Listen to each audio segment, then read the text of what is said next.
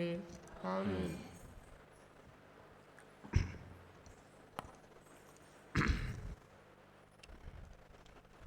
ప్రభు పక్షాన చేరువచ్చినటువంటి ప్రియ సంఘస్థులకు ప్రేమ వందనాలు తెలియజేస్తుంది. అందరమ్మ మీరందరూ క్షేమంగా ఉన్నారని, ఆరోగ్యంగా ఉన్నారని, ప్రభు కృపలో వర్ధిల్లుతున్నారని నమ్మి దేవుణ్ణి స్తుతిస్తున్నాం. దేవుని వాక్యాన్ని కొద్ది నిమిషాల సేపు మనం ఆలకిద్దాం. ఇక వారంలో మంగళవారం, గురువారం ప్రార్థన జరగలేదు. ఎందుని బట్టి అంటే మేము అవసరాన్ని బట్టి సునందక్క వాళ్ళ దగ్గరికి వెళ్ళాం. అక్కడ వాళ్ళ 26వ వార్షికోత్సవం అయితే అక్కడికి ఆహ్వానించబడి అక్కడికి వెళ్ళాం. సో మొదట పరిచయ నిమిత్తం వెళ్ళాం, కానీ ఆ తర్వాత చుట్టాలయ్యాం అక్కడ. సో ఒక వారం రోజులు అక్కడ ఉండి వాళ్ళతో సంతోషించడానికి దేవుడు కృప చూపాడు. ఏదేమైనప్పటికీ దేవుడు మహాకృపను బట్టి క్షేమంగా మరి తిరిగి రావటానికి దేవుడు తన మహాకృపను అనుగ్రహించాడు. సో ఆ సంఘం నిమిత్తం ప్రత్యేకంగా ప్రార్థించండి. మా బావగారి సంఘం 2 సంఘాలు ఉన్నాయి. ఒకటి రెడ్డిపాలెం, మరొకటి ధర్మవరం. చాలా చక్కని సంఘాలు. ఒక్కొక్క సంఘంలో ఒక 70 మంది ఉంటారు, మరొక సంఘంలో ఒక 120 మంది ఉంటారు. వారందరూ చక్కగా దేవుని కోసం వర్ధిల్లుతూ ఏ పనైనా కూడా వారి చెయ్యి తగలకుండా చేస్తారండి.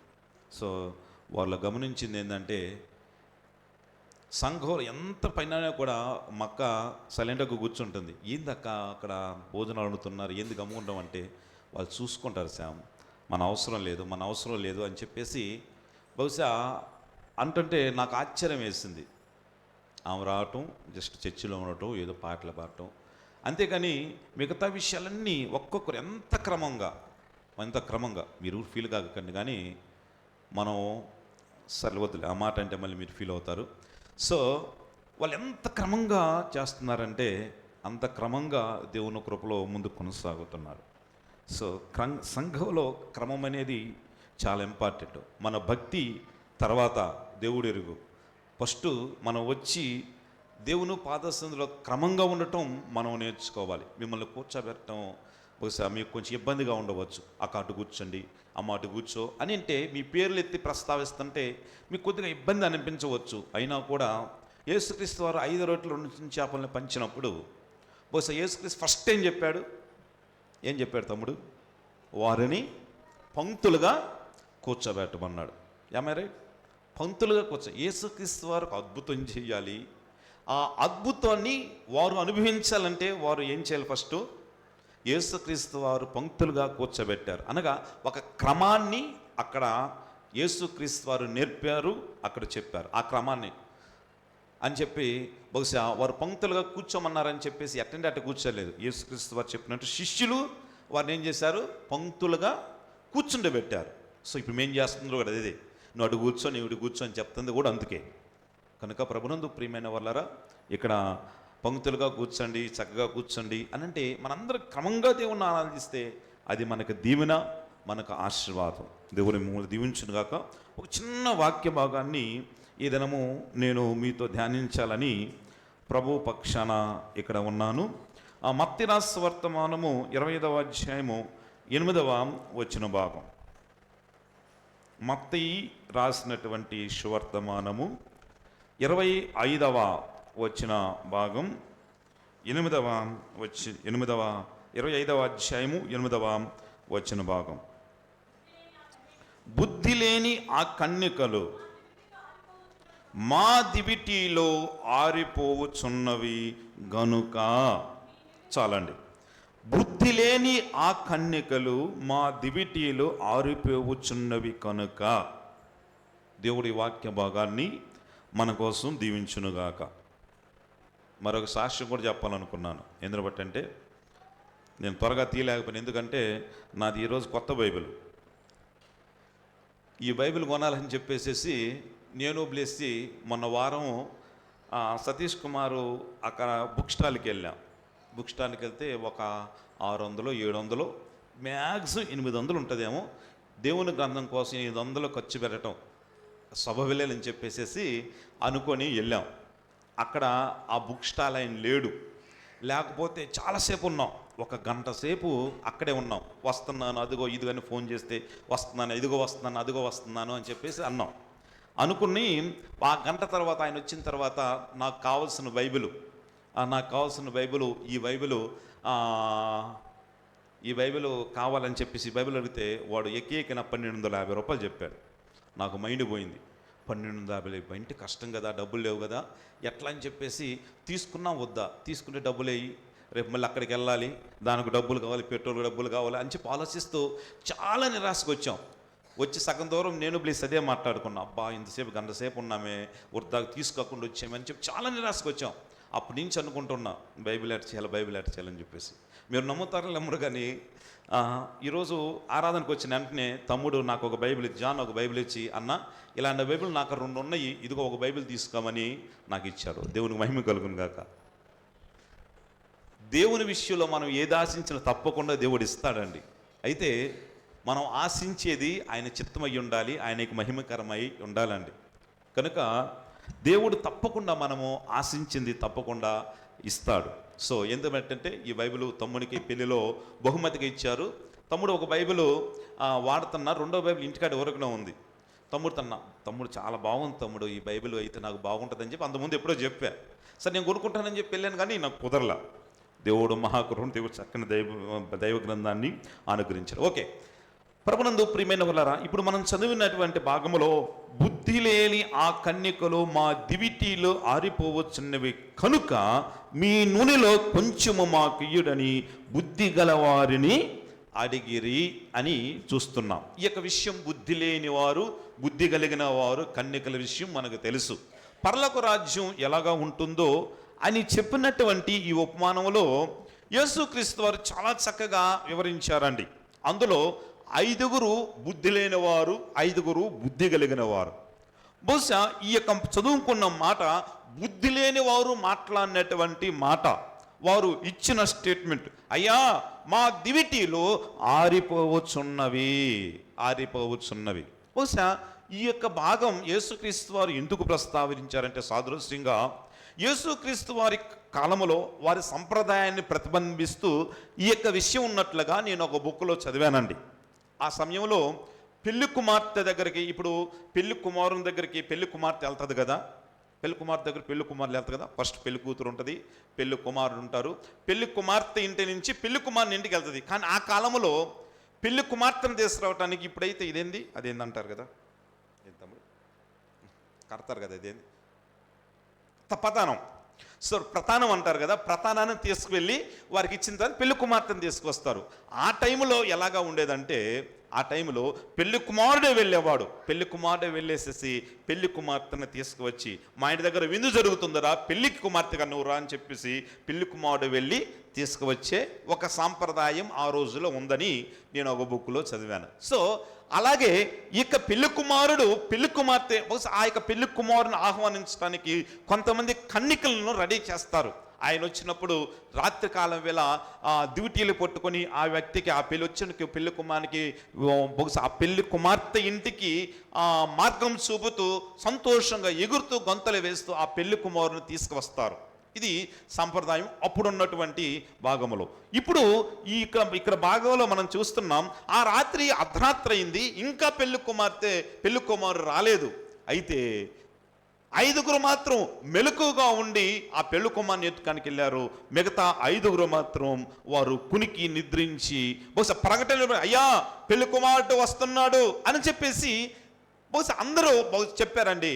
అయితే కొంతమంది మెలకుగా వెళ్ళినారు, కొంతమంది నిద్రపోయిన వారిగా ఉన్నారు. ప్రభునందు ప్రియమైన వాళ్ళారా, బహుశా బుద్ధి లేని వారు తమ దివిటీలు ఆరిపోయినాయి. అయ్యో మేము ఎందుకు నిశ్చయించబడ్డామో, ఎందుకు ఈ పరిచర్య కోసం ఏర్పాటు చేయబడ్డామో, ఎందుకు మాకు ఈ డ్రెస్ వేశారో, లేకపోతే ఎందుకు మేము ఇక్కడ ఉన్నామో, లేకపోతే ఎందుకు మా దివిటీలు మా చేతిలో ఉన్నాయో అని గుర్తించకుండా వారు ఏం చేస్తున్నారు, మరిచి నిద్రపోతున్నారు. అక్కడ ప్రాబ్లం ఏంటంటే వారి దీపాలు ఆరిపోతున్నాయి. అయ్యా మా దీపాలు ఆరిపోతున్నాయి అని చెప్పేసి వారు అంగలార్చినట్లుగా అక్కడ మనము చూస్తున్నాం. ఈ మధ్యాహ్న కాలం వేళ మనందరికీ దేవుడు వేస్తున్నటువంటి ఒక ప్రశ్న, మన ఆత్మ సంబంధమైన దివిటీలు మన కోసం రానయ్యున్నటువంటి ఆ ప్రభువు కోసం మనందరము వేచి ఉన్నామండి. తప్పకుండా వేచి ఉన్నాం.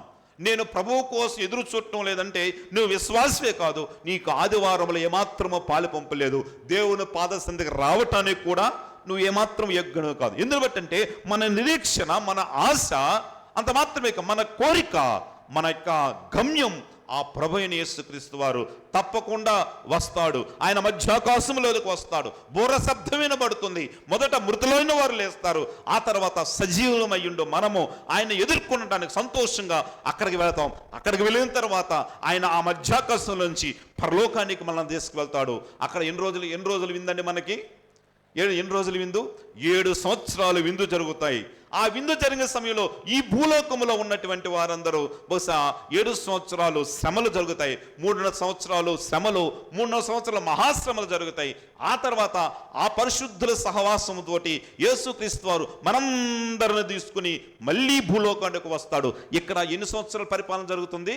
1000 సంవత్సరాలు పరిపాలన జరుగుతుందండి. ఆ తర్వాత తీర్పు జరుగుతుంది. ఇది షార్ట్ కట్లో, ఇది రెండవ రాకడ గురించి షార్ట్ కట్లోనండి. ప్రభువు ప్రేమ, ఈ యొక్క నిరీక్షణ, ఈ యొక్క ఆశ, అంత మాత్రమే కాదు, ఈ యొక్క కోరిక ప్రతి ఒక్క క్రైస్తవునికి తప్పకుండా ఉండవలసినదే.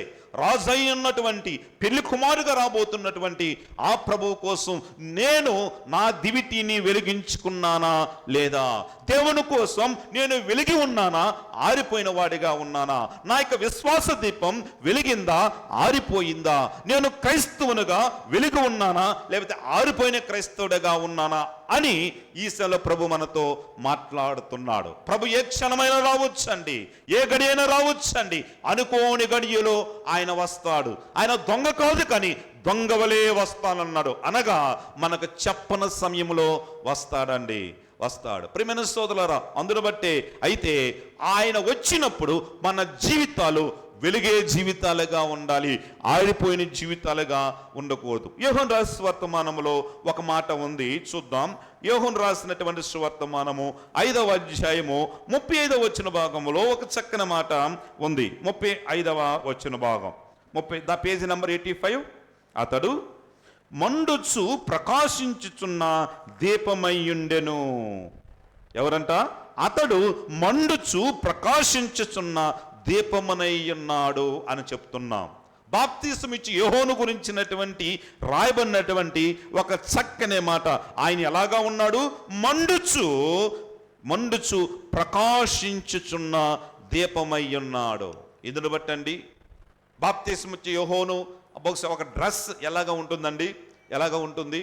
ప్రభువు ప్రియమైన ఆయన డ్రెస్సును బట్టి ఆయన వెలిగిపోవటం లేదు. అంత మాత్రమే కాదు, ఆయన ముఖాన్ని బట్టి ఆయన వెలిగిపోవటం లేదు. కానీ ప్రభునందు ప్రియమైన ఆయన దేవుని కోసం జీవించే జీవితాన్ని బట్టి తక్కువ కాలమే జీవించాడు. దేవుని కోసం ఘనంగా మండే వ్యక్తిగా ఉన్నట్లుగా ఆయన గురించి చెప్పబడింది. ప్రియమైన సోదరులారా, ప్రియమైన సోదరి, నువ్వు దేవుని కోసం వెలుగుతున్నావా, ఆరిపోయావా? నీ విశ్వాస దీపం వెలిగే ఉన్నదా, ఆరిపోయినదిగా ఉన్నదా? నువ్వు వెలిగి ఉంటే నీ నుంచి ఆయన ప్రకాశము ఇక్కడ మండుచు ప్రకాశించుచున్న దీపం వలె నీవు నేను ఉంటామండి. ప్రియమైన సోదరులారా, ప్రియమైన సోదరి, వెలుగుతున్నావా? నీ నుంచి దేవుడు ప్రకాశించే ఆయన మహిమాయుక్తమైనటువంటి ప్రకాశం నీలో ఉన్నదా?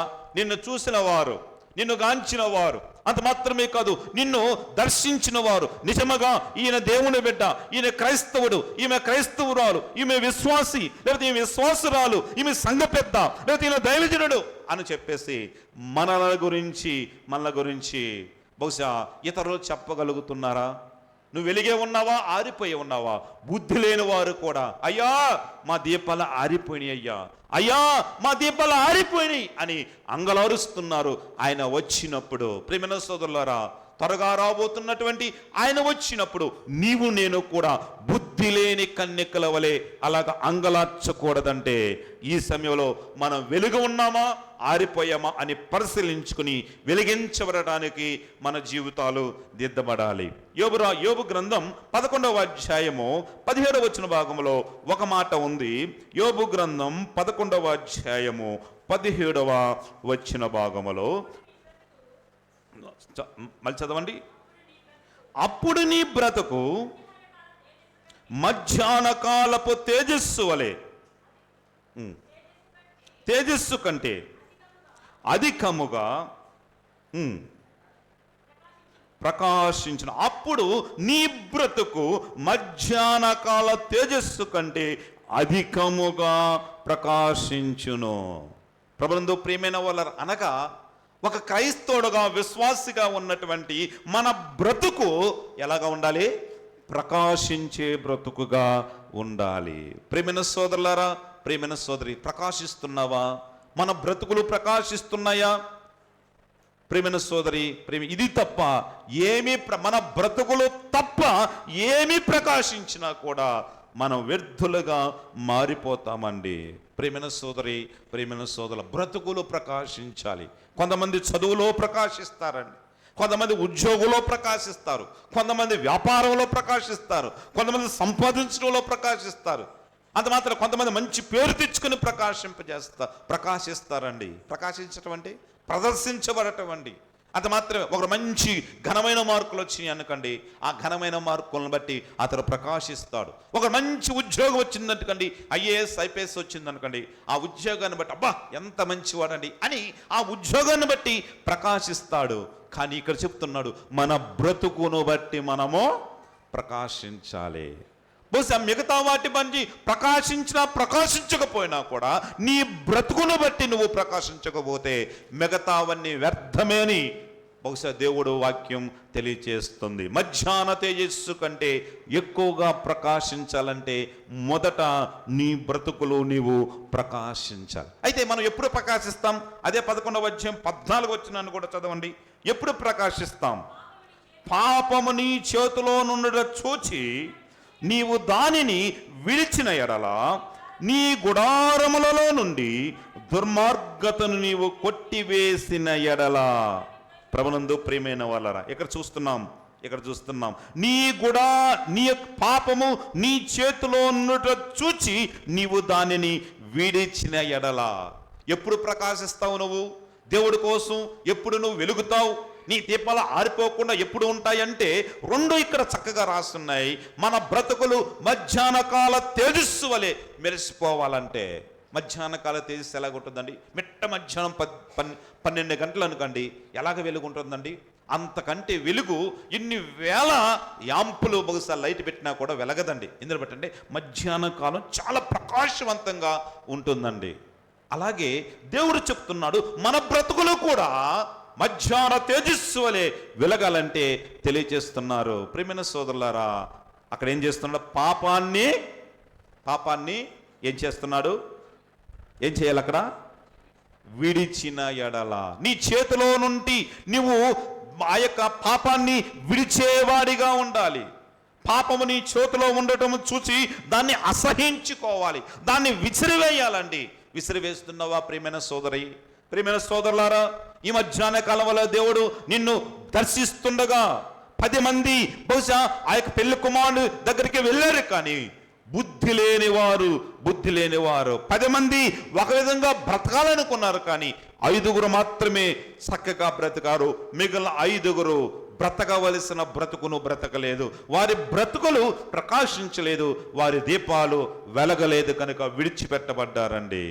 ప్రియమైన సోదరులు, మొదటిగా పాపము నీ చేతిలో ఉంటే, అది ఆత్మ సంబంధంగా మనకు అన్వయించుకుంటే, పాపము మన చేతిలో ఉంటే ఎప్పటికీ నువ్వు ప్రకాశించలేవు. మన నివాసాల్లో, మన గృహాల్లో దుర్మార్గతను తీసివేయకుండా ఇంకా దాచిపెట్టబడి ఉంటే నువ్వు ఎప్పటికీ ప్రకాశించలేవు. ఈ 2 పనులు చేస్తే మన జీవితాలు వెలుగుతాయి, మన బ్రతుకులు ప్రకాశిస్తాయని దేవుడు మాటలు ఈసల ప్రభు మనతో పాపము చేతిలోనూ పట్టుకొని, అది మాత్రమే పాపం ఇంకా చేతులను పెట్టుకుని ఆత్మీయుణ్ణి, నేను క్రైస్తవుణ్ణి, నేను విశ్వాసని, నేను సంఘస్థుణ్ణి అని చెప్పేసి ఈ సంఘంలో ముందుకు కొనసాగుతుంటే నువ్వు ఆరిపోయిన దీపం వల్ల ఇక్కడ ఉన్నావు, కానీ నువ్వు వెలిగించున్న దీపం వల్లే ఇక్కడికి లేవండి. పాపము చూసిన వెంటనే, ఆ చేతిలో పాపం చూసినట్టే విసిరివేయాలండి, విసిరివేయాలి. ప్రియమైన సోదరులారా, కొంతమంది విసిరివేసినట్టు విసిరివేస్తున్నారు, కానీ మళ్ళా తీసుకొచ్చి ఒడిలో పెట్టుకుంటున్నారు. చిన్నపిల్లలు ఏమన్నా ప్రమాదకరమైన వస్తువు తీసుకున్నారనుకోండి, మనం ఏం చేస్తామండి? తీసుకుని వెంటనే తీసుకున్న తర్వాత అట్లా ఇసిరేసి బస్ అది మన చేతిలోనే ఉంటుంది, తీసి వెనక పెట్టుకుంటామండి. అయ్యో లేదని చెప్తాం ప్రేమైన, కానీ మన పక్కనే ఉంటుందండి. ప్రేమైన సోదరులారా, అలాగే పాపాన్ని అట్లాగా చేయకూడదు. పాపం అని తెలిసిన వెంటనే, పాపం నిన్ను దుర్మార్గత లేదా దుష్టత్వం, దేవునికి వ్యతిరేకం, ఆజ్ఞ అతిక్రమమైన పాపం నీ జీవితంలో కనపడినప్పుడు విసిరివేయాలండి. ఒకప్పుడు మనం ఆ పాపంలో ఉన్నవారమే, ఒకప్పుడు ఆ దోషంలో ఉన్నవారమే, ఒకప్పుడు ఆ శాపపు కాడి కింద మనం వచ్చిన వారమే. ఆ మహాప్రభు, ప్రియ ప్రభు మనల్ని క్షమించి మన్నించి ఒక మాట అన్నాడు. ఏ మాట అన్నాడండి? ఇక పాపము చేయకము అని అన్నాడు. అది ఆజ్ఞ అండి. ప్రేమైన సోదరులారా, ఇక పాపము చేయకము. ప్రేమైన సోదరులారా, పాపము లేకుండా బ్రతికితే, పాపము లేకుండా బ్రతకటానికి ఆశిస్తే బ్రతికేది ఆయనే.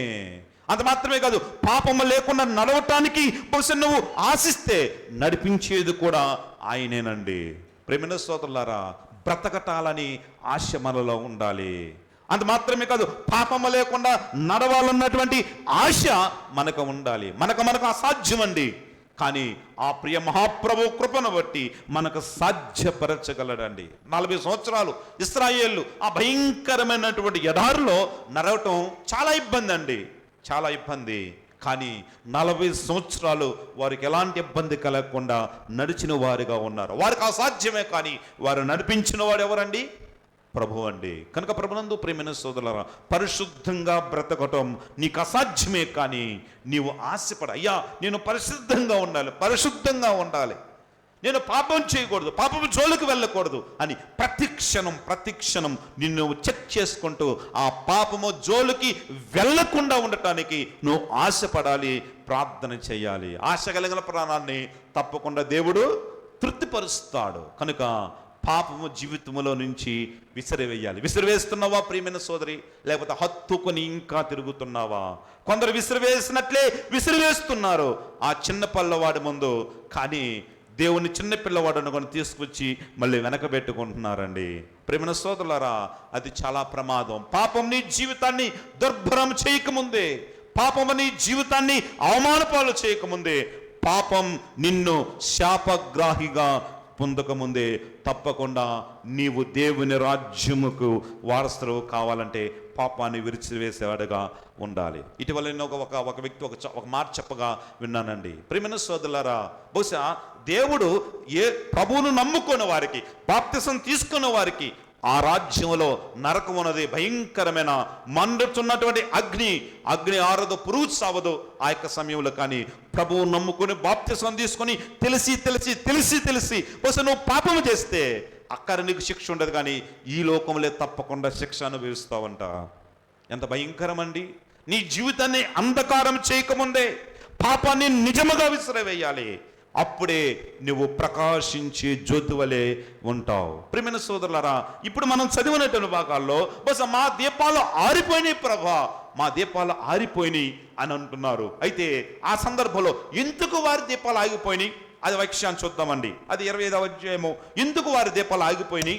2 విషయాలు చూసి నేను ముగిస్తాను, చూద్దామండి. అదే మత్తయి వర్తమానము 25వ అధ్యాయము 8వ వచన భాగంలో ఒక చక్కని మాట ఉంది. మళ్ళీ చదవండి. కల్పన. బుద్ధి లేని ఆ కన్యకలు, చాలండి, వారి సిద్ధలలో నూనె లేదు, ఆగిపోయింది. కానీ మొదటగా వాళ్ళు ఎవరు? బుద్ధి లేని కన్యకలు. వీరు భౌతికమైన దీపాలు ఆరిపోతున్నాయి, కానీ ఆత్మ సంబంధంగా మన ఆత్మీయమైన జీవితానికి అన్వయించుకుంటే బుద్ధి లేని ఆ కన్యకల వలె మనం బుద్ధి లేకుండా జీవిస్తున్నామా? ప్రియమైన సోదరి, బుద్ధి లేదు. బుద్ధి లేకపోతే తప్పకుండా ఆరిపోతావు. ఇది నేను చెప్తున్న సత్యం కాదు, దైవ గ్రంథం, దేవుని మాట, నేను చెప్తున్న మాట.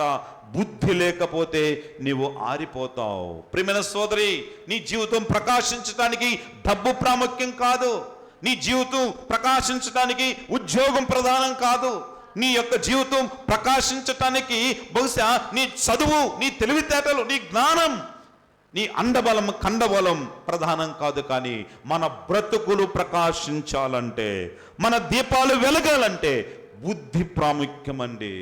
బుద్ధి లేనందువల్ల వారి దీపాలు ఏమైపోయాయి? ఆరిపోయాయి. ప్రియమైన సోదరులారా, బుద్ధి ఉన్న దీపాలు వెలిగాయి, వారు వెళ్ళారు. బుద్ధి లేని కన్యకల దీపాలు ఆరిపోయాయి. ప్రియమైన సోదరి, ప్రియమైన సోదరులారా, ప్రతి దినము దేవుని దగ్గరకు వచ్చి, అయ్యా నాకు అది కావాలి, నాకు ఇది కావాలి, ఆ డబ్బు కావాలి, ఇది కావాలి, అది అని చెప్పేసి భౌతిక సంబంధమైన అడుగుతున్నాం. కానీ అయ్యా నాకు బుద్ధి ఈ ప్రభా, నాకు బుద్ధి జ్ఞానము దయచే ప్రభా అని చెప్పి నువ్వు ఎప్పుడైనా అడిగావా?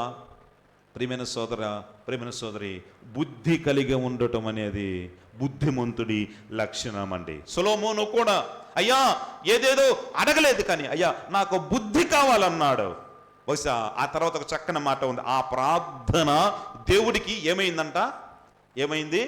అనుకూలమైందంట. అనుకూలమైంది. ఎంత మంచి మాట చూడండి. నాకు బుద్ధి కావాలని చేసిన ప్రార్థన దేవుడికి అనుకూలమైంది కనుక బుద్ధితో పాటు సమస్తాన్ని కూడా సొలొమోనుకు అనుగ్రహించాడు. ప్రియమైన సోదరులారా, ప్రియమైన సోదరి, బుద్ధి కలిగిన వాడు బహుశా చాలా యుక్తిగా ఉంటాడండి. యుక్తిగా ఉంటాడు. బుద్ధి కలిగిన వాడు ఈ ప్రపంచానికి బహుశా ప్రస్తుత కాలంలో తక్కువగా కనిపించవచ్చు.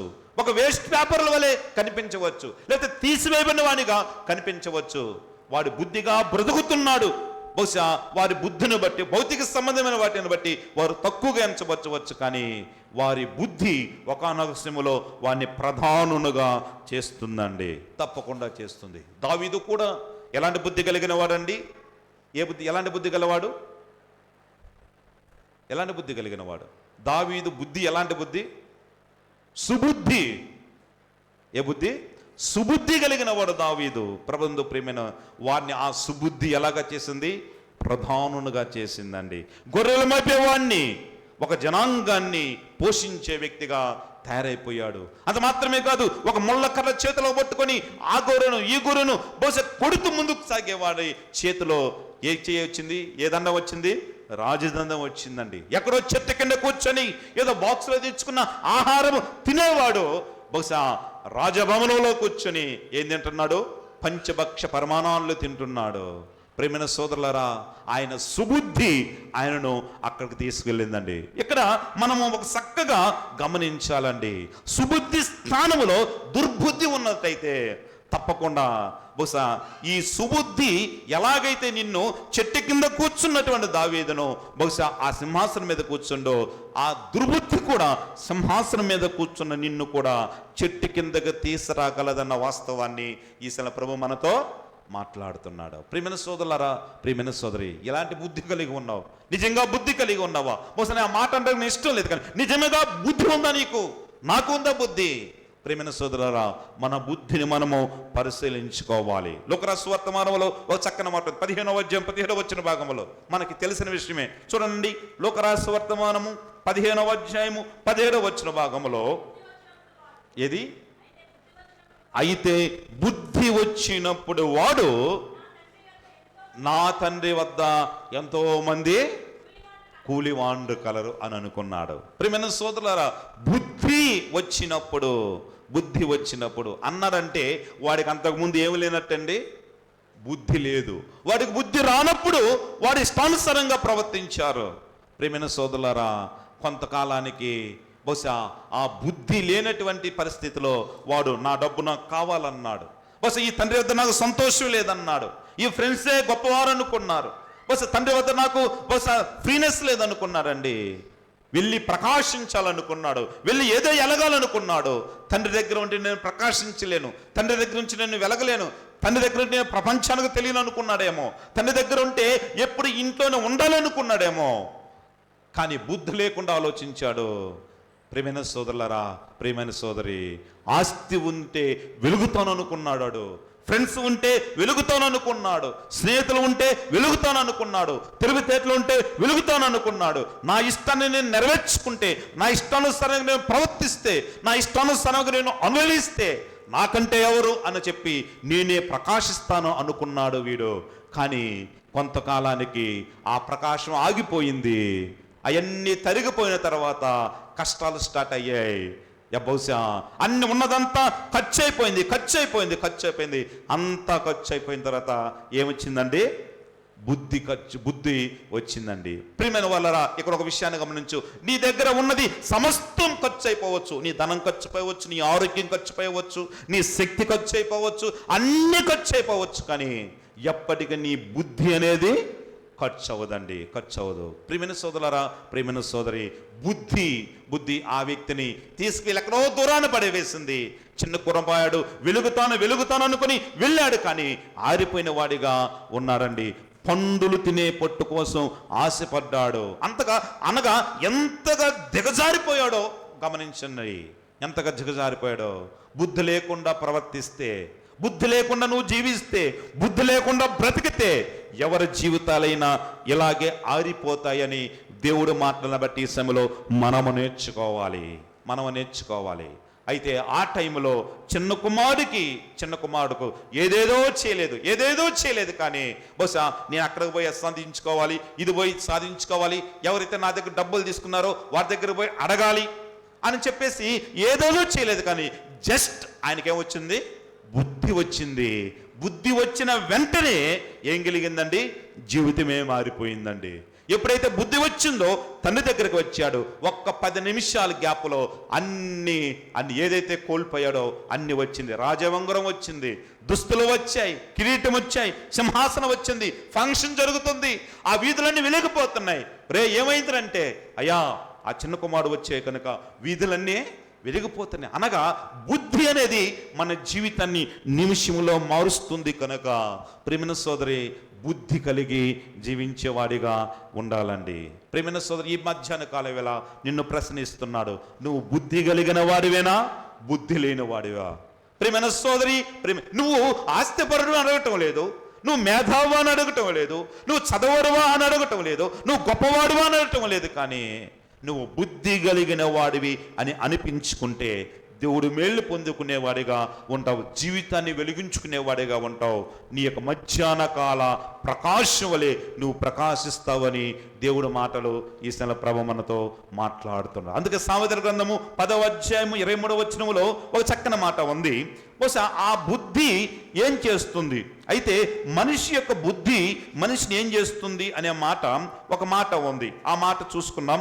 సామెతల గ్రంథము 10వ అధ్యాయము 13వ వచన భాగములో ఒక మాట ఉంది. ఆ మాట చదవండి. 10వ అధ్యాయము 13వ వచన భాగం,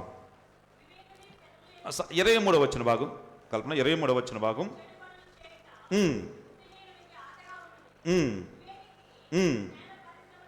జ్ఞాన పరిశ్రమ చేయుట చాలా ప్రభునందు ప్రియమైన వాళ్ళరా, ఇక్కడ దేవుడు వాక్యం బుద్ధిహీనునికి చెడు పనులు చేయట ఎలాగా ఉన్నదంట? ఒక ఆటగా ఉందంట. చెడు పనులు చేయటం, చెడుగా జీవించటం, చెడుగా ముందుకు వెళ్ళటం, చెడు కార్యాల్లో పాల్గొనటం వారికి ఎలాగా ఉందంట? ఒక ఆట అండి. ఆట అంటే ఎలాగ ఆడతారండి? ఆట అంటే ఎలాగ ఆడతారు? చాలా సంతోషంగా ఆడతారు, అంత మాత్రం ఆనందంగా ఆడతారు, శక్తిని ఉపయోగించుకొని ఆడతారు, గెలవాలని ఆడతారు. అనగా చెడుతనం అనేది చెడ్డవానికి, బుద్ధిహీనునికి ఎలాగా ఉన్నది? ఒక ఆట వలె ఉన్నదంట. అయితే చివరకు ఆ ఆటలో అవుట్ అయ్యేది, లేదా క్లీన్ బౌల్డ్ అయ్యేది, క్రికెట్ భాషలో చెప్పాలంటే క్లీన్ బౌల్డ్ అయ్యేది, లేకపోతే అపజయం పాలయ్యేది తప్పకుండా వాడే అనే వాస్తవాన్ని గ్రహించాలి. ప్రియమైన సోదరులారా, ప్రియమైన సోదరి, జీవితంలో ఓడిపోతున్నావా? జీవితంలో అపజయం పాలవుతున్నావా? జీవితంలో అవుట్ అయిపోతున్నావా? జీవితంలో ఇంకా నా జీవితం వేస్ట్ అని చెప్పేసి వ్యర్థంగా నువ్వు నీ యొక్క జీవితాన్ని వెళ్ళబోస్తున్నావా? అయితే ఈసారి దేవునితో మాట్లాడుతున్నాడు బుద్ధి కలిగి జీవించటం మొదట నేర్చుకోవాలి. చెడుతనాన్ని నువ్వు ఆటగా తీసుకొని ముందుకు వెళుతున్నావేమో, తప్పకుండా అపజయం పాలవుతాం. ప్రియమైన సోదరి, చెడుతనాన్ని ఆటగా తీసుకొని నీ జీవితంలో ముందుకు కొనసాగుతున్నావేమో, నువ్వు తప్పకుండా అవుట్ అయిపోతావు. చెడుతనాన్ని ఒక ఆటగా తీసుకొని నీ ఇష్టానుసారముగా ముందుకు పోతుండవేమో, ఎప్పుడైనా దేవుని యొక్క ప్రమాదాన్ని చూస్తావు. కనుక ప్రబంధుప్రమైన వాళ్ళరా, చెడుతనమును ఆటగా చూడకుండా సరిచేసుకోవాలి. ఇంకా బుద్ధి లేనివాడు ఏం చేస్తాడు? బుద్ధి లేనివాడు చెడుతనాన్ని ఆటగా తీసుకుని, అదే 11వ అధ్యాయము 12వ వచనాన్ని చూడండి. అదే 11వ అధ్యాయము 12వ వచనముల భాగములో పగ కలహము రేపును కప్పును 11, 12 11-12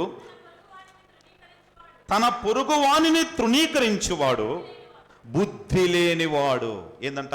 రెండవది, బుద్ధి లేనివాడు ఏం చేస్తాడంటే తన పొరుగు వారిని తృణీకరిస్తాడు. నీ తోటివారు, నీ సహోదరులు, నీ సహోదరి, లేదా నీతో పనికి వెళ్ళే నీ సహచరిని బహుశా వారిని నువ్వు బుద్ధి లేనివాడిగా ఉన్నప్పుడు ఏం చేస్తావంటే వారిని తృణీకరిస్తావు. ప్రియమైన సోదరులారా, వారిని తృణీకరిస్తున్నావంటే నువ్వేదో గొప్పవాడు అని కాదు, కానీ నువ్వెవరివి? బుద్ధి లేని వాడివి. ఈ భౌతిక సంబంధమైన స్థితిగతుల్లో మనకు తేడాలు ఉండవచ్చు. ఒకరు పెచ్చుగా ఉండవచ్చు, ఒకరు తక్కువగా ఉండవచ్చు, ఒకరు అందంగా ఉండవచ్చు, అంతవిహీనంగా ఉండవచ్చు, ఒకరు ఉన్నవారుగా ఉండవచ్చు, ఒకరు లేనివారుగా ఉండవచ్చు, ఒక ఆరోగ్యవంతులుగా ఉండవచ్చు, ఒక అనారోగ్యవంతులుగా ఉండవచ్చు. అయితే ఆ స్థితిగతులను బట్టి నువ్వు తృణీకరిస్తున్నావంటే నీవు ఎవరు అండి? బుద్ధిహీనుడివి. ఈ బుద్ధిహీనుడు. ఈ లోకంలో ఒక చక్కని మాట మనం గమనించాలండి. ఎందుని బట్టి అంటే ఇక్కడ ఈ లోకములో ఒకరికంటే ఒకరు ఏమాత్రము ఎక్కువ కాదు, ఒకరికంటే ఒకరు ఏమాత్రమునో తక్కువ కాదండి. ఒకరికంటే ఒకరు ఏమాత్రమును ఎక్కువ కాదు, ఒకరికంటే ఒకరు ఏమాత్రమునో తక్కువ కాదు. అలాగని అందరూ సమానమని కూడా కాదండి. దేవుడు ప్రతి ఒక్కరికి ఒక ఎబిలిటీ ఇచ్చాడు, ప్రతి ఒక్కరికి ఒక వరాన్ని ఇచ్చాడు, ప్రతి ఒక్కరికి ఒక సంపత్తిని ఇచ్చాడు, ప్రతి ఒక్కరికి ఒక్కొక్క విధానంలో ఆయన నిర్ణయించాడు, తీర్మానించాడు, నిర్మించాడండి. అయితే ఎవరో వేస్ట్ కాదండి, ఎవరు వేస్ట్ కాదు. అందుకే ఒక దైవజనుడు ఒక మాట అన్నాడు. ఏ మాట అంటే, దేవుడి యొక్క ఆఫీస్లో వేస్ట్ పేపర్ ఉండదంట. ఏది? దేవుడి యొక్క ఆఫీస్లో డస్ట్బిన్, ఇప్పుడు ఆఫీస్ ఉందనుకోండి, ఆఫీస్లో చివర డస్ట్బిన్ ఉంటుంది. డస్ట్బిన్ అంటే ఎందుకు? ఏ పేపర్లు వేస్తారు దాంట్లో? ఏదైనా తప్పుగా రాశారు అనుకోండి, అబ్బా తప్పు రాసామని చెప్పి ఆ పేపర్ చింపేసేసి ఆ వేస్ట్ పేపర్ని తీసుకువెళ్ళి ఆ డస్ట్బిన్లో వేస్తారు ఆఫీస్లో. మీరు ఎప్పుడైనా గమనించుంటారు. మీ ఇంట్లో కూడా ఏమన్నా బహుశా ఏమన్నా తప్పుగా చేశారనుకోండి, తప్పుగా చేసిన దాన్ని తీసివేసి పడేసి అక్కడ వేస్తారు. అది డస్ట్బిన్. కానీ దేవుని ఆఫీసులో ఏదంట? డస్ట్బిన్ ఉన్నదంట. అంటే దేవుడు ఏది చేసినా ఖచ్చితంగా నచ్చి, దేవుడు తప్పు చేయటం అసాధ్యం అండి. దేవుడు తప్పు చేయడండి. అనవసరంగా ఏది నిర్మించడు, ఎవరు నిర్ణయించడు. కానీ బహుశా మనమే అనవసరమైన పనుల చేత అనవసరమైన వారిగా, బుద్ధిహీనులుగా మారిపోతాం. బుద్ధి లేని వారిగా ఆలోచిస్తారు. నా ప్రక్కవారు, బహుశా నా ఎదుటివారు నా ముందు నిలబడతారా? అంత మాత్రమే కాదు, నా తోటి వారు, నాతో సమానులు కానివారు, అంత మాత్రమే కాదు, నేను కట్టింది కడతారా, నేను తింటారా, నాతో పాటు వస్తారా అని చెప్పేసేసి ఈ భౌతిక సంబంధమైన స్థితిగతులను బట్టి బుద్ధిహీనులుగా మనం మాట్లాడుతూ తృణీకరించే వారిగా ఉంటాం. ప్రియమైన సోదరారా, నువ్వు తృణీకరిస్తున్నావంటే నీ తోటి వారిని నువ్వు ఎవరవండి? ఎవరూ చెప్పలేదు. నువ్వు వన్ ఆఫ్ ద ప్రియమైన వాళ్ళ బుద్ధిహీనుడివి అని దేవుడు మాటలు ఈ సమయంలో మాట్లాడుతున్నాడు. కనుక ప్రభునందు ప్రియమైన సోదరి, నువ్వు బుద్ధిహీనుడు అయితే, బహుశా బుద్ధిహీనుడు అయితే చెడుతనాన్ని ఒక ఆటగా తీసుకుంటావు. నువ్వు బుద్ధిహీనుడు అయితే తప్పకుండా నీ తోటి వారిని తృణీకరిస్తావు. మూడవది, అదే సామెతల గ్రంథం 12వ అధ్యాయం 11వ వచన భాగంలో బుద్ధిహీనులు ఏం చేస్తారు? 12వ అధ్యాయం 11వ వచన భాగంలో, వ్యర్థమైన వాటిని అనుసరించువాడు బుద్ధి లేనివాడు. ఏందంట?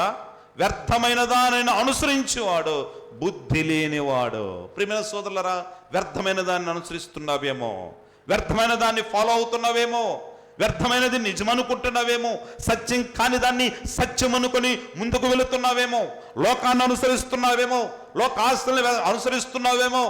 అంత మాత్రమే కాదు, దేవుని వాక్యాన్ని ప్రక్కన పెట్టి నీ మనిషిని ఆలోచనలు బహుశా నువ్వు ఫాలో అవుతూ ముందుకు పోతున్నావేమో, లోకాచారాలను అనుసరిస్తూ ముందుకు పోతున్నావేమో. తమ్ముడు గత వారం చెప్పాడు, లోకానుసారం వాళ్ళు బహుశా వ్యర్థమైన దాన్ని అనుసరించడం, వ్యర్థమైన తీసుకొచ్చి ఇంట్లో పెట్టుకోవటం, వ్యర్థమైన తీసుకొచ్చి శరీరాన్ని కట్టుకోవటం, వ్యర్థమైన దాన్ని అనుసరిస్తూ బహుశా అదే నిజం అనుకుని ముందుకు పోతున్నావేమో. ప్రియమైన సోదరులారా, ప్రియమైన సోదరి, వ్యర్థమైన దాన్ని అనుసరిస్తున్నామంటే నువ్వు బుద్ధిహీనుడివి. నువ్వు ఎప్పటికీ ప్రకాశించలేవు. తదకు బహుశా నీ దీపం బహుశా దేవుడి వాక్యాన్ని బట్టి ఏం చేస్తుంది? ఆరిపోతుంది. ప్రియమైన సోదరులారా, ప్రియమైన సోదరి, బుద్ధి అనేది వారి దీపం ఆరిపోవటానికి కారణమైంది. రెండవది ఒక చిన్న మాట చూసి నేను ముగిస్తాను. వారి దీపం ఆరిపోవటానికి రెండవ కారణం అదే 24 మత్తయి రాసిన వర్తమానము 24వ అధ్యాయము 42వ వచనాన్ని చూడండి. 24వ అధ్యాయము 42వ వచన భాగములో, కావున ఏ దినమున మీ ప్రభు వచ్చునో మీకు తెలియదు కనుక మెలకువగా ఉండుడి. అక్కడ వారు వస్తున్నారు, ఆ యొక్క పెళ్లి కుమారుడు వస్తున్నాడు. బుద్ధి లేని వారు, బుద్ధి కలిగిన వారు వెళ్ళిపోయారు. బుద్ధి లేని వారు ఉండటానికి రెండవ కారణం ఏందండి? వారి దీపాలు ఆరిపోవటానికి రెండవ కారణం వారు నిద్రిస్తున్నారు, అనగా మెలకువలేనటువంటి వారిగా ఉన్నారు. మొదట బుద్ధి లేదు కనుక వారి దీపాలు ఆగిపోయినాయి. రెండవది మెలకువ లేదు కనుక వారి దీపాలు ఆరిపోయినాయండి.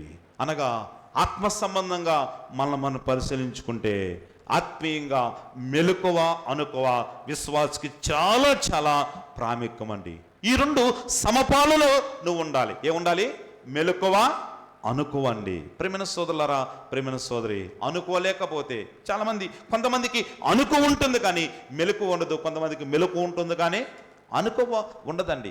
ఇతరులతో ఏం మాట్లాడతారో తెలియదు, ఇతరులు ఎలాగ మాట్లాడతారో తెలియదు. వారు మనసు నొచ్చుకుంటారేమో, వారు బాధపడతారేమో, లేకపోతే వారు ఈ మాట వింటే బహుశా నా విషయంలో బహుశా కోపం కలిగి ఉంటారేమో అని అర్థం చేసుకోకుండా, మెలకువ లేకుండా, స్పృహ లేకుండా దైవ సంబంధం విషయాల్లో ముందుకు కొనసాగుతూ ఉంటారు. ప్రియమైన సోదరి, ప్రియమైన సోదరులారా, మెలకువ అనుకువ తప్పకుండా కలిగి ఉండాలి. ప్రియమైన సోదరి, అలాంటి విషయాల్లో ఉన్నదా? ఎప్పుడైతే కొంతమందికి మెలకువ ఉంటుంది, కొంతమందికి అనుకువ ఉండదు, కొంతమందికి అనుకువ ఉంటుంది, కొంతమందికి మెలకువ ఉండదండి. కనుక ఈ రెండు సమపాలలో ఒక క్రైస్తవునిగా విశ్వాసగా ముందుకు కొనసాగితే నువ్వు ప్రకాశించే వ్యక్తిగా ఉంటావండి. ఎవరితో సహవాసం చేయాలో మెలకువ కలిగి ఉండాలి, ఎవరితో ఎలాగ మెలగాలో మెలకువ కలిగి ఉండాలి, ఎవరితో ఎలాగ మాట్లాడాలో మెలకువ కలిగి ఉండాలి, ఎవరితో ఎలా ప్రవర్తించాలో మెలకువ కలిగి ఉండాలి, ఎవరితో ఎలాగ ప్రవర్తించాలో మెలకువ కలిగి ఉండాలి, ఏ నిర్ణయం తీసుకోవాలో మెలకువ కలిగి ఉండాలి. ఈ మెలకువ లేకపోతే బహుశా ప్రభునందు ప్రేమైన వాక్యం ఇది సపోర్ట్ చేస్తుందా లేదా, వాక్యం దీనిని ఖండిస్తుందేమో, వాక్యం దీన్ని బహుశా వ్యతిరేకిస్తుందేమో అన్నటువంటి మెలకువ కలిగి బహుశా నువ్వు ప్రవర్తిస్తే నువ్వు వెలిగే దీపముగా ఉంటుంది. నీ దీపము మధ్యాహ్న ప్రకాశం వలె ప్రకాశిస్తుందని దేవుడు ఈ సమయంలో మనతో మాట్లాడుతున్నాడు. ఆ యొక్క బుద్ధి లేని కన్యకలను, అయ్యా మా దీపాలు ఆరిపోతున్నాయి ప్రభువా, పెళ్లి కుమారుడు వచ్చాడు, ఆ ఆనందములో, ఆ సంతోషములో, ఆ సమాధానములో. అంత మాత్రమే కాదు, మేము ఇంతకాలం దేనికోసం ఎవరికోసం ఎదురు చూసామో ఆ ఎదురు చూస్తే ఆయన్ను చూసే యోగ్యత మాకు లేదు ప్రభువా, అయ్యా మా దీపాలు ఆరిపోయినాయి అని అంటున్నారు. కానీ వారు బుద్ధి లేకుండా ప్రవర్తించారన్న విషయాన్ని మరిచారు, వారు మెలకువ లేకుండా ఉన్నారో సంగతిని మరిచారు. కనుకనే వారు తృణీకరించబడిన వారిగా ఉన్నారండి. ప్రియమైన సోదరి, ప్రియమైన సోదరులారా, ఈ మధ్యాహ్నం దేవునితో మాట్లాడుతున్నాడు. మరొక మారు పరిశీలించుకున్నాం. నేను బుద్ధి కలిగి ఉన్నానా? నా బుద్ధి సుబుద్ధిగా ఉన్నదా? నా బుద్ధి దేవుడు మెచ్చే బుద్ధిగా ఉందా? నా బుద్ధి దేవుని వాక్యాధారమైన బుద్ధిగా ఉన్నదా? ప్రియమైన సోదరులారా, వ్యర్థమైన దాన్ని ఇంకా హత్తుకుని జీవిస్తున్నావంటే నువ్వు బుద్ధిహీనుడివే. పాపాన్ని ఇంకా జుల్లుకుంటూ ముందుకు పోతున్నావంటే నువ్వు బుద్ధిహీనుడివే.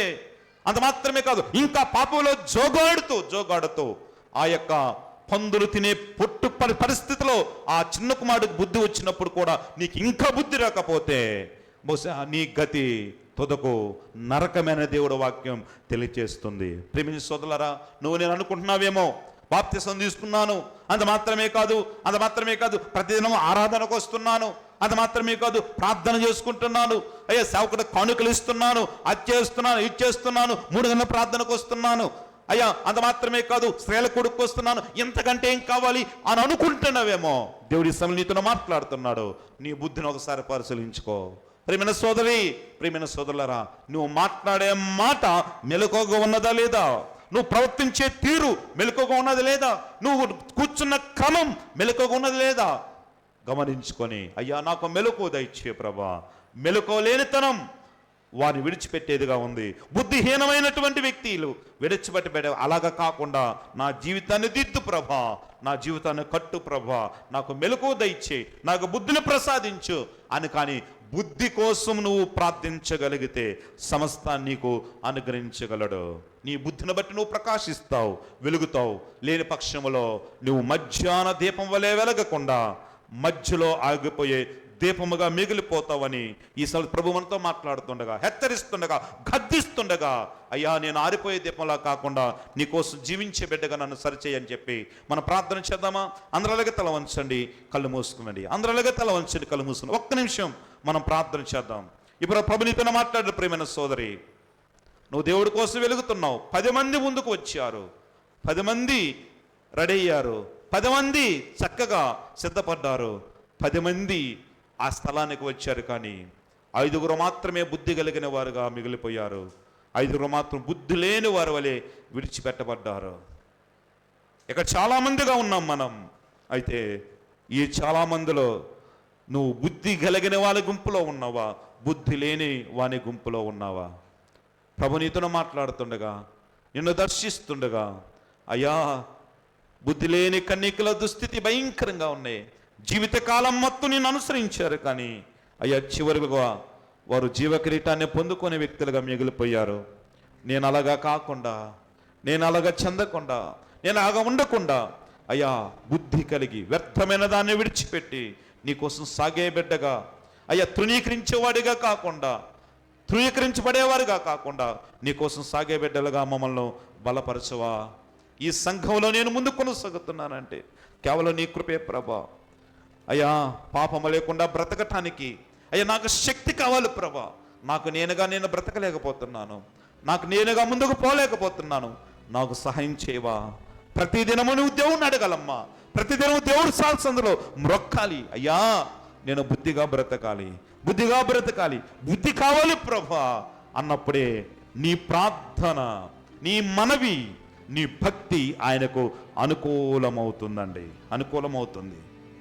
దావీదు కలిగి ఉన్న సుబుద్ధి ఆయనను ఉన్నతమైన స్థితికి తీసుకువెళ్ళింది. ముళ్ళకర్ర చేత పట్టుకున్నటువంటి వాడు రాజదండంకి వెళ్ళాడంటే ఆయన కలిగి ఉన్న సుబుద్ధి. ప్రియమైన సోదరులారా, దేవుని కోసం వెలుగు. నీ ఆస్తిని బట్టి నువ్వు వెలుగుతున్నావేమో, నీ అంతస్తుని బట్టి నువ్వు వెలుగుతున్నావేమో, నీ యొక్క అందాన్ని బట్టి నువ్వు వెతుకుతున్నావేమో. అంత మాత్రమే కాకుండా నీ ఉద్యోగాన్ని బట్టి నువ్వు వెలుగుతున్నావేమో, నా ఇష్టం నేను నెరవేర్చుకోవటంలో నేను వెలుగుతున్నాను అనుకుంటున్నావేమో. అయ్యా చిన్న కుమారుడు వలె పందులు తినే పొట్టు తినే పరిస్థితి రాబోతుంది. ఆ స్థితికి రాకముందే బుద్ధి తెచ్చుకొని నేను సృష్టించిన సృష్టికర్త కౌగిలిలోకి వస్తే తప్పకుండా మెలకువతోటి ఆయన దగ్గరగా మెలిగితే, అనుకోగలిగి ఆయనలో సాగితే నువ్వు మధ్యాహ్నం ప్రకాశించే ఒక వెలుగులాగా, జ్యోతిలాగా ప్రకాశిస్తావని దేవుడు మాత్రం తెలియజేస్తుండగా, అయ్యా నన్ను వెలిగించు ప్రభా. నేను ఆరిపోయానేమో, భక్తిలో ఆరిపోయాను, విశ్వాసంలో ఆరిపోయాను, నిరీక్షణలో ఆరిపోయాను, అయ్యా నీ పరిచర్లో ఆరిపోయాను ప్రభా, దాతృత్వంలో ఆరిపోయాను. ఒకప్పుడు నీకు ఇయ్యాలని ఉండేది, కానీ ఇప్పుడు ఇయ్యాలని మనసు లేదు ప్రభా. ఒకప్పుడు నీకోసం సాగాలని ఉన్నది, కానీ నీకోసం సాగలేకపోతున్నాను. ఒకప్పుడు నీకోసం నిలబడాలనుకున్నాను, కానీ నిలబడలేకపోతున్నాను. రెగ్యులర్ జ్వాలగా ముందుకు కొనసాగాలనుకున్నాను, కానీ అయ్యో నేను ఆరిపోయాను ప్రభా. అయ్యా ఆరిపోయిన నన్ను వెలిగించయ్యా, ఆరిపోయిన నన్ను వెలిగించు. దేంట్లో ఆరిపోయానో అయ్యా నాకు మాత్రమే తెలుసు ప్రభా, నీకు మాత్రమే తెలుసు. అందరి ముందు నేను వెలుగనని, అందరి ముందు నేను ప్రకాశిస్తున్నాను అనుకున్నాను, కానీ నాలో నేను కృంగిపోతున్నాను ప్రభా. నాలో అంతరంగంలో చీకటితో మురిగిపోయిన ప్రభా, వెలుగులేక నన్ను వెలిగించయ్యా, వెలిగించు ప్రభా అని ప్రార్థన చేయి. తప్పకుండా దేవుడు నిన్ను వెలిగిస్తాడు. ఈ మధ్యాహ్న కాల వేళ అనేక మందికి వెలుగుగా చేస్తాడు. నీ కుటుంబం నీ ద్వారా చీకట్లో ఉందేమో, బహుశా నువ్వు వెలగనందువల్ల అనారోగ్యముతో నీ కుటుంబం బలహీనపడుతుందేమో. అయ్యా నన్ను బట్టి నా బిడ్డల జీవితాలు అంధకారం కాకుండా నన్ను వెలిగించు ప్రభు అని చెప్పి ఆయన దగ్గర ప్రాణమిల్లు. తప్పకుండా నమ్మదగిన దేవుడు, నీతిమంతుడు, తప్పకుండా నిన్ను క్షమిస్తాడు. మహాగణుడా, మహోన్నతుడా, సర్వోన్నతుడా, సర్వాధికారి, నీ శ్రేష్ఠ నామానికి వందనాలు ప్రభా. నేను వెలుగుతున్నాను అనుకుంటున్నాను, కానీ అయ్యో నా దీపం ఎప్పుడో ఆరిపోయింది ప్రభు. నీకోసం ముందుకు సాగలేకపోతున్నాను. పైకి మాత్రం చాలా గంభీరంగా ఉంటున్నాను, కానీ నా అంతరంగంలో వెలిగిన దీపం అట్లాగే మిగిలిపోయింది నాయన. నన్ను మన్నించు ప్రభువా, నన్ను మన్నించు ప్రభువా. నీకోసం సాగాలన్న ఆశ నాలో లేదు ప్రభువా, నీకోసం బ్రతకాలన్న ఆశ నాలో లేదు ప్రభువా, నీకోసం పోకడాలన్న ఆశ నాకు లేదు ప్రభువా. ఆశ కలిగ ప్రాణాన్ని తృప్తిపరుస్తానన్న దేవా, అయ్యా నేను ఇప్పటి నుంచి ఆశ కలిగి ఉంటాను, ఇప్పటి నుంచి నీకోసం సాగుతాను ప్రభువా, ఎప్పటి నుంచి నా దీపాన్ని వెలిగించుకుంటాను ప్రభువా. మీరు వచ్చేంత వరకు నా దీపం వెలుగ్గా ఉండటానికి మెలకు కలిగి ఉంటానని చెప్పి ప్రార్థిస్తున్న ప్రతి ఒక్కరిని నీ ఆత్మచేత నింపండి నాయనా. నీ పరిశుద్ధాత్మ నడిపే వారికి దైత్యమని మేము ప్రార్థన చేస్తున్నాం. అటు వారిని క్షమించమని మేము ప్రార్థన చేస్తున్నాం. ఎక నుంచి నువ్వు పాపము చేయకని చెప్పన్నావు. ఎక నుంచి వీరు కూడా నీకోసం సాగే బిడ్డలుగా ఒక మంచి తీర్మానంతో ఈ ఆదివారం ఉదయకాల వేళ వీరు కొనసాగే విధంగా సంతోషముతో ఇంటికి వెళ్ళేవారుగా ప్రతి ఒక్కరిని దీవించమని బలపరచమని యేసయ్య నామములో ప్రార్థించి అడిగి వేడుకుంటున్నాం తండ్రి. ఆమేన్. ఒకసారి గట్టిగా ఆమేన్ చేద్దామా? ఆమేన్.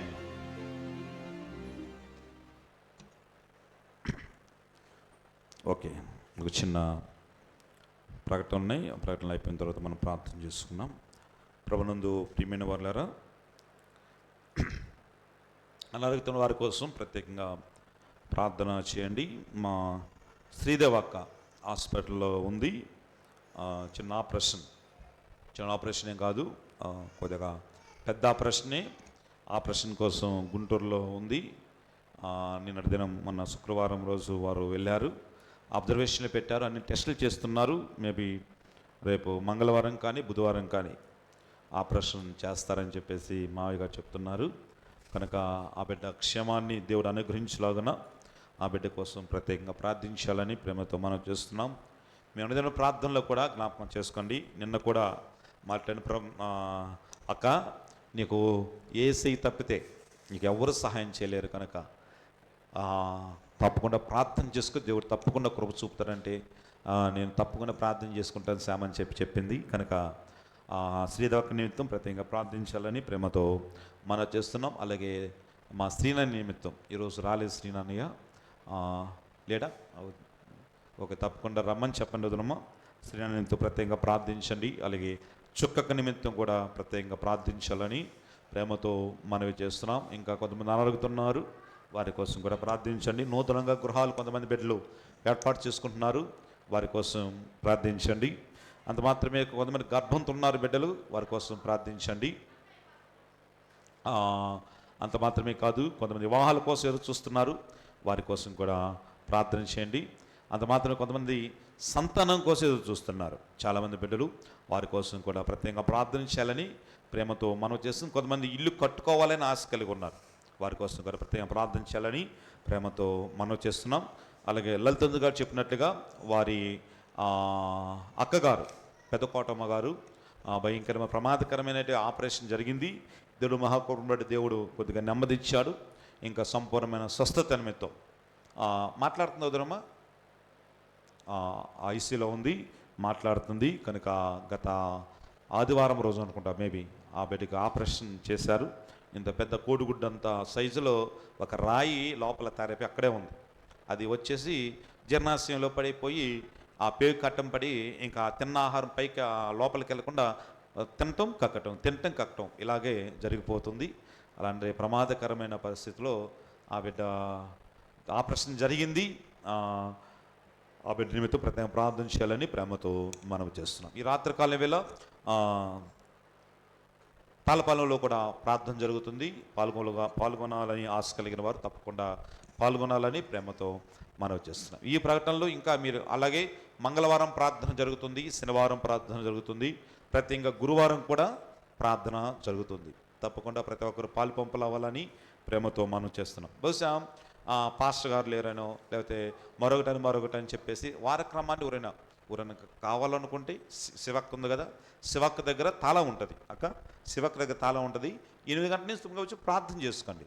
కావాలంటే వచ్చి మైకి పెట్టి పాటలు పాడి, ఇదే కాదు మన దేవుని పాసందుకు వస్తే దర్శనం. కనుక ప్రభునందు ప్రియమైన వల్ల 3 గంటల ప్రార్థనలు కూడా జరుగుతుంది. చాలామంది వస్తున్నారు, మరి ఇంకా చాలామంది రావటం లేదు, ఇంటికాడ ఉంటున్నారు వ్యర్థంగా టైంని.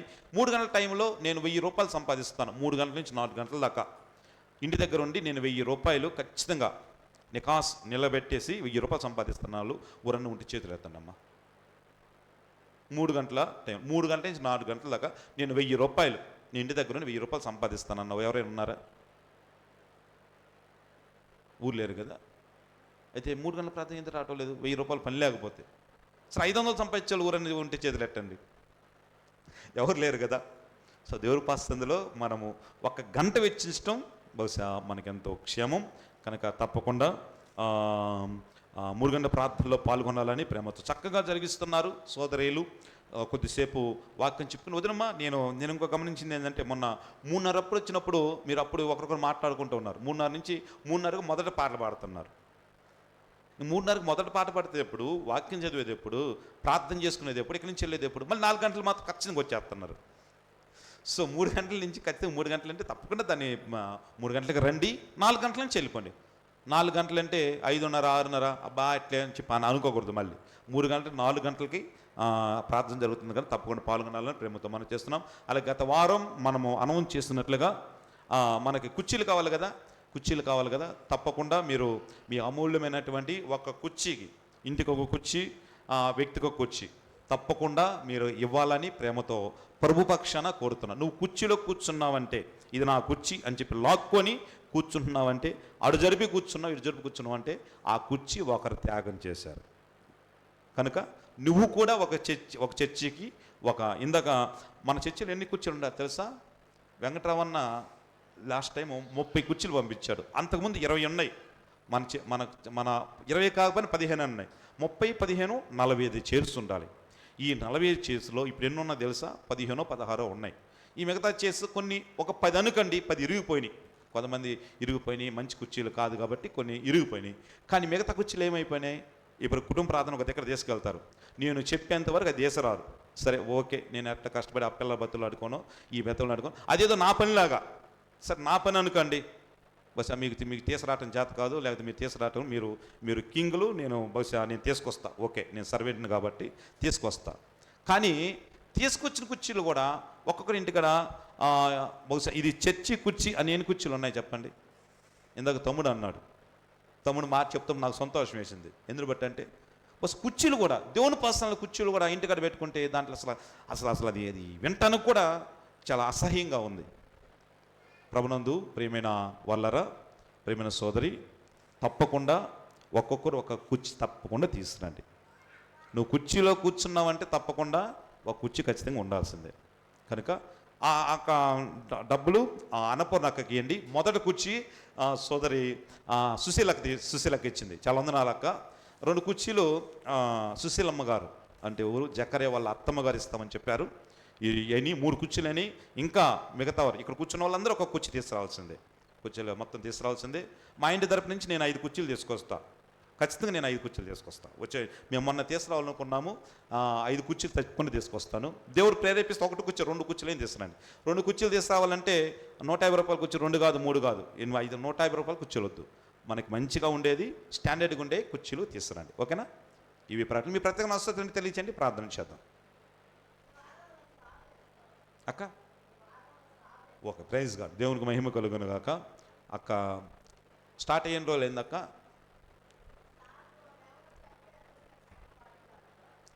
ఓకే అక్క ఇల్లు స్టార్ట్ అయ్యి ఒక అప్రాక్సిమేట్ 2 నెలలు అవుతుంది. కంప్లీట్ చేసుకోవటానికి దేవుడు కృపను అనుగ్రహిస్తున్నాడు. ఈ వారంలో ఆ బిడ్డ స్లాబ్ వేసుకోవటానికి దేవుడు కృపచూపులాగన ఆ యొక్క గృహనిత్యం ప్రత్యేకంగా ప్రార్థించాలని, సుశీలక్కయ్య గృహనిత్యం ప్రార్థించాలని ప్రేమతో మనం చేస్తున్న త్వరలో ఆ గృహం కంప్లీట్ అయ్యి ఆ గృహంలో జాయిన్ అయ్యేలాగన మనందరం కలిసి ప్రార్థన చేద్దాం. తల వంచండి, కళ్ళు మూసుకురండి, ప్రార్థన చేసుకున్నాం. మీ యొక్క చర్చి కుర్చీకి సంబంధించినటువంటి ధనం ఏమైనా ఉంటే అన్నపూర్ణక్కకి ఇవ్వండి, నాకు చెప్పనే నేను పేరు రాసుకుంటా. తల వంచండి, కళ్ళు మూసుకురండి, ప్రార్థన చేసుకున్నాం.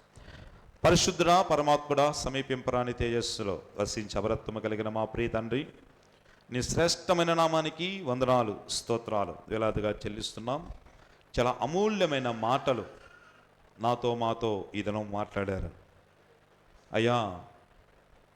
మేము లోపము లేని ఆరాధన, మేము చెయ్యాలని, మేము దొంగలుగా ఉండి దొంగతనము చేస్తూ, అంత మాత్రమే కాకుండా నీ సొమ్మును కూడా దొంగలిస్తూ, నీకు ఇవ్వవలసిన వాటిని ఇవ్వకుండా, అయ్యా మా దశమాంశాలని నీ పాదసంలో వెచ్చించకుండా నీ యొక్క సొమ్మును కూడా దొంగతనం చేస్తూ నీ పాత్ర చేవేస్తుంటే మమ్మల్ని దొంగలు అని చెప్పేసి నీ వాక్యం స్పష్టంగా మాట్లాడుతుంది.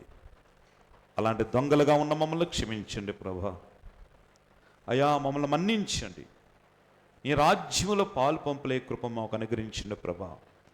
దాన్ని మేము సరిచేసుకొని చక్కగా నీ యొక్క రొట్టె పాత్రలు చేవేసే అర్హత యోగ్యత మాకు అనుగ్రహించండి. అంత మాత్రమే కాకుండా ఆ తర్వాత మేము బుద్ధి కలిగిన వారి వలె ఉండాలని, బుద్ధిహీనత అయ్యా మా దీపం ఆరిపోయేటట్లుగా చేస్తుందని, మెలకువలేనితనం అనుకోవలేనితనం మా యొక్క దీపం ఆరిపోయేటట్లుగా చేస్తుందని చాలా సూటిగా స్పష్టంగా మాలో ఉన్న లోపాలను ఎత్తి చూపారు. అయ్యా నా కోసం మాట్లాడారేమో, మా కోసం మాట్లాడారేమో, మమ్మల్ని క్షమించండి, మన్నించండి. నీకోసం వెలిగే జ్యోతులుగా మేము సాగే విధంగా నీ సహాయం దయచేయండి అని ప్రార్థన చేస్తున్న ప్రతి ఒక్కరిని ప్రత్యేకమైన ఆరాధనా దినులతోటి నింపమని మేము ప్రార్థన చేస్తున్నాం. అనారోగ్యంతో వారి కోసం ప్రార్థన చేస్తున్నాం ప్రభా. అయ్యా శ్రీదేవక్క అయ్యా దూర ప్రాంతంలో గుంటూరులో ఉంది ప్రభా. అంత మాత్రమే కాకుండా అయ్యా ఆపరేషన్ జరగనయ్యి ఉన్నది ప్రభా. నీ చిత్తమైతే చక్కని వెసులుబాటు దయచేయండి అయ్యా. సజీవురాలుగా అయ్యా నీ పాదసంధిలో ఆరాధించే బిడ్డగా ఆ బిడ్డకు చక్కని ఆయుష్కాలాన్ని ఇవ్వమని మేము ప్రార్థన చేస్తుండగా మీరే కృప చూపండి. తుదకు ఆపరేషన్ చక్కగా సక్సెస్ అయ్యి సంతోషంగా మా ఇంటికి చేరవచ్చే విధంగా నీ ఉన్నతమైన సహాయాన్ని మాకు దయచేయమని మేము ప్రార్థన చేస్తుండగా మీరే కృప చూపండి, మీరే దయ చూపండి, మీరే కరుణించండి, మీరే కాపాడండి. నీకు ఈ స్తుతులు వందనాలు వేలాదిగా చెల్లిస్తున్నాం. అంత మాత్రమే కాకుండా ఈ వారమంతా ఈ కృపాక్షేమాలు మాకు దయచేయండి. నీ సన్నిధితోడు మాకు దయచేయండి. అంత మాత్రమే కాకుండా ఈ వారములో నీకోసం సాగే బిడ్డలుగా వాక్యాన్ని తప్పి మేము ప్రవర్తించేవారిగా కాకుండా నీలో సాగేవారిగా మమ్మల్ని దీవించమని మరొక మారు ఎంతకంటే అత్యధికమైన ఆనందముతోటి సంతోషముతోటి మేము చేరవచ్చే విధంగా నీ కృపను మాకు దయచేయమని యేసుక్రీస్తు వారి అతి శ్రేష్ఠ నామములో ప్రార్థించి స్తుతించి అడిగి వేడుకుంటున్నాం తండ్రి. Amen, amen. మన పరమతిని దేవుని ప్రేమయు కుమారుడని క్రీస్తు వారి కృపయు పరిశుద్ధాత్మని అన్యోన్య సహవాసం సమాధానము నిత్యమైన తోడు ఇప్పుడు ఎల్లప్పుడు సదాకాలం సకల పరిశుద్ధులకును చేరవచ్చిన మనందరికీ ప్రత్యేకంగా తోడయుండి దీవించునుగాక. Amen, amen. నేను మర్చాను, క్షమించండి.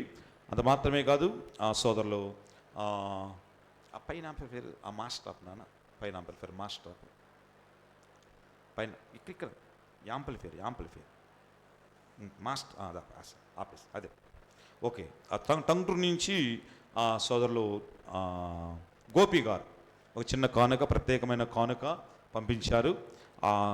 వారి యొక్క వ్యాపార నిమిత్తము, వారి క్షేమ నిమిత్తం, వారి బిడ్డల నిమిత్తం ప్రార్థించాలని ప్రేమతో మనవి చేస్తున్నాం. అంత మాత్రమే కాకుండా మరి ప్రత్యేకంగా సోదరి జయమ్మోదన్ గారు ప్రత్యేకమైన కానుక ప్రార్థన చేయమని వారి కుటుంబంలో ప్రార్థన చేయమని పంపారు.